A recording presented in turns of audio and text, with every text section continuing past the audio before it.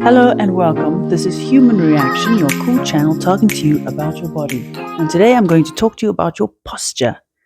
Everything we want to have, everybody wants to have it, a nice posture. Gentle, upright, strong, poised, calm, elegant, ready. So I was thinking of talking about posture in a chair because we are stuck in a chair for most of our lives, and it's probably the worst position you want to be in to kind of activate your best posture because it's just not easy to maintain a good posture while you're sitting in a chair.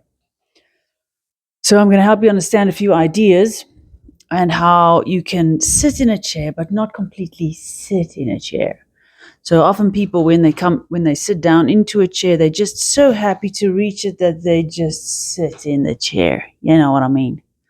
So what I want to teach you is that when you sit, you just carry on being the uprightness that you were. So if you were upright, when you sit down, it's not as though one collapses. You just carry on living and being and growing. So if you're not heavy and you're not slumped down, you can sit upright for quite a long time. Your back, I nearly said Homo erectus muscles, but your two back muscles are like your heart muscles. They're strong and coordinated in the way that they can keep you upright for the whole day without you getting any back pain. The reason that we get back pain is because we lose the integrity of those two muscles next to the spine, and then other parts get sore. Your lower back gets sore, your shoulders get sore. You try and sit upright, and then this part straining, and it gets sore. So, what we want to learn is how to integrate the back. So, the back is like the chair. You don't even need a chair because you got your back. So, you want to sit in your back. So I'm just going to go through again the same principles. Remember, it's the same principles everywhere. We have this brain, we have incoming stimuli that gives us a sensation of ourselves, and then we have outgoing command, and we can tell our body and integrate it in a way that is natural, easy, strong, and ready to live and do our thing. So you want to remember that you have a hip joint and you have a neck joint, which is up at the top of your spine, in between your ears, kind of, and you can move your head from side to side and kind of figure out, oh, that's my neck joint, and it's supposed to be free. So all joints are supposed to have the quality of freedom. So your neck wants to be free, the whole joint, same as your shoulders, same as your hips. It's just a ball and socket joint. This is not so much a ball and socket joint, but it's a joint that wants to be free. And then you want your head to sit forward and up. And people tend to, when they sit in, they tend to, they get tired. So the head pushes back and it squashes down on the spine. And then you get a tummy and everything's just not so nice. So you want to maintain the freedom in the neck, and you want to direct your head to sit forward and up. This direction of the head to sit forward and up gives space for the spine and this back to grow into itself. So it's not the front that's raising you up and making you incredible. And sorry, guys, it's not the front. It's the back. So you want to breathe and you want to have your tummy fall into the back and you want to have your back fall into the back. And the way that that is kind of encouraged is by allowing and sustaining the head to sit forward and up off of the spine. If the head is not squashing down on the spine can grow to its full length. And it's moving. It's not like a rod that's stuck. You don't have a stuck pole back. You have a vertebra that are available to move around, but essentially it wants to grow, and it's not extending to become straight. It's alive, and it's like a living organism. It's growing into the back of your head, and your head sits forward and up. And now your that's my chair cracking. Now your low down hip joints is important to know. So you've got a spine going from here to here. That's very long, You got free hips and you have free shoulders, and then you have your knees. Your knees want to be directed away from your hips. And incorporating your legs into your sitting position makes life so much easier. We're not really sitting, we're actually still standing, We're like standing, but we've just connected our bum with the chair. So getting some support from the legs is very nice for the back. But by having free hips knees going forward and away. Your feet are connected and soft on the ground. They're meeting with the ground. They're becoming one with the ground, your feet and the ground. And then you lengthen up off of your heels. You have free ankles. You have a knee that's directed forward and away. You have a free hip from where the knee goes away. And a free hip from where the spine grows into the back of your head. Now, it's very hard to sit and think that you are in a stationary position. You're behind your computer and you're still. This is not a good idea. Don't ever conceptualize yourself when you are sitting that you are in a still position, because you're not ever really still. If you are still and you contract and you squash and you die into like a ball of stuckness, that's not nice. Then you're going to have a stuck situation happening, and it's going to give you pain, and it's going to make you tired, and it's going to make you sore. So hinging forward from the hips, or moving your head and looking over there and looking over there, and using the full glory of your arm, which is from your shoulder all the way to your fingertips when you are writing. So keeping all of this space, because you'll get tired and then it crumbles a bit together, collapses a bit. So the movement is the continual refreshing of the ideas, which is up, away, back is widening, and the arms lengthen to the fingertips. Always in the context of a free neck and a head sitting forward and up. So the movement when one's sitting, apparently just sitting in your chair, is refreshing and refreshing and refreshing the ideas. And then you can sit here, you can swap your feet, you can even lie back for a beat. And you can shuffle around, but eventually, if you're thinking of the thoughts, there will become a peace and a calm upon you. They will descend inside of yourself.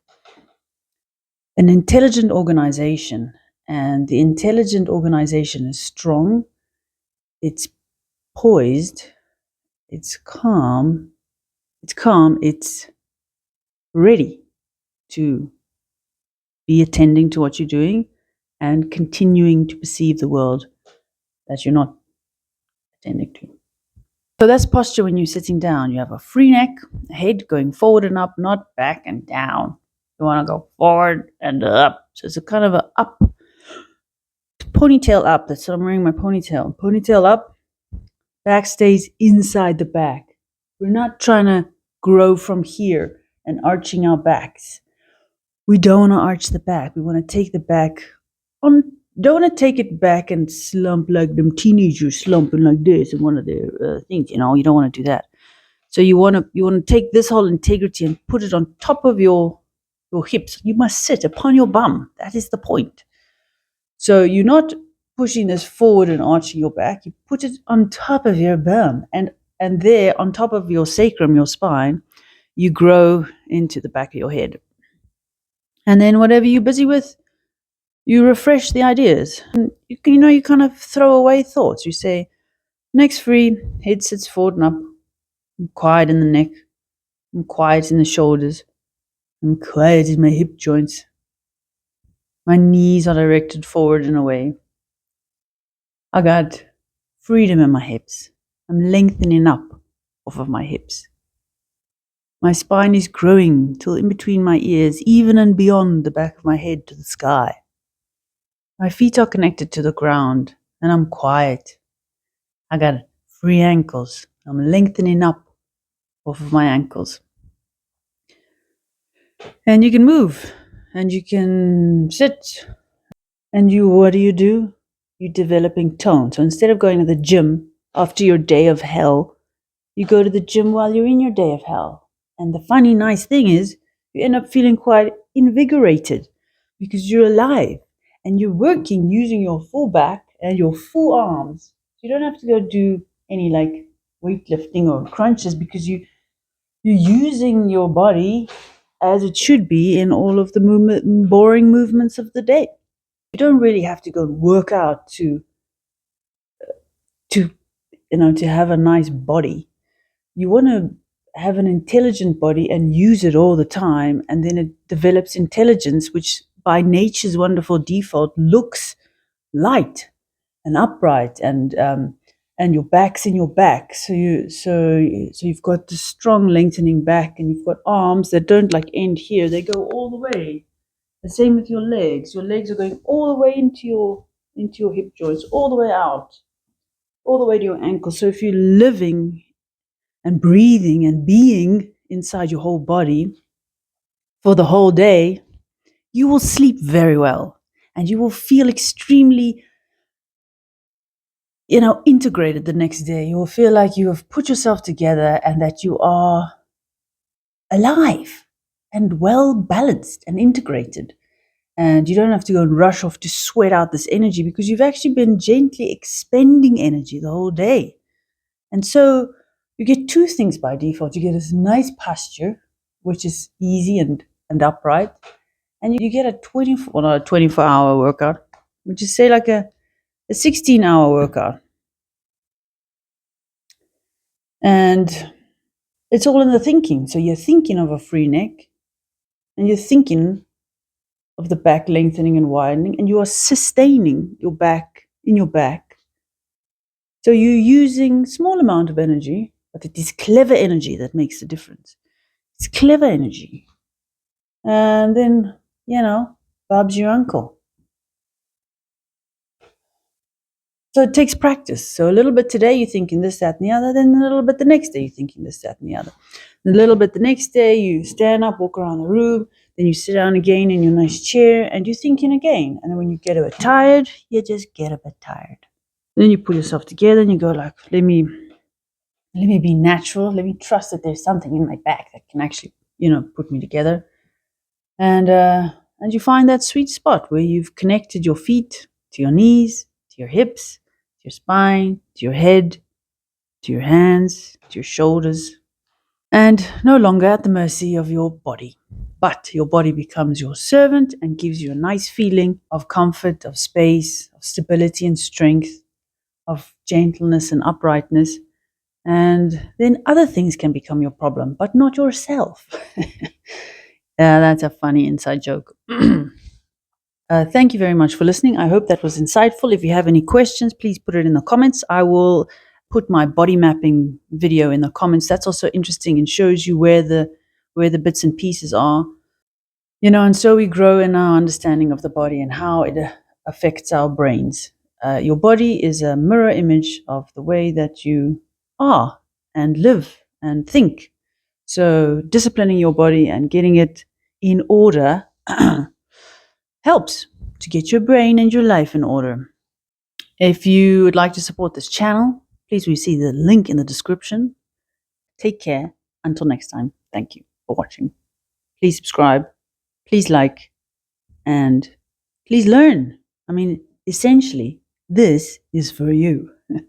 Please learn so that you can experience some peace and some lightness and discover that on the inside of this thing that you find yourself in, there is space and there is safety and there is warmth and stability and a capacity to be kind and to receive kindness.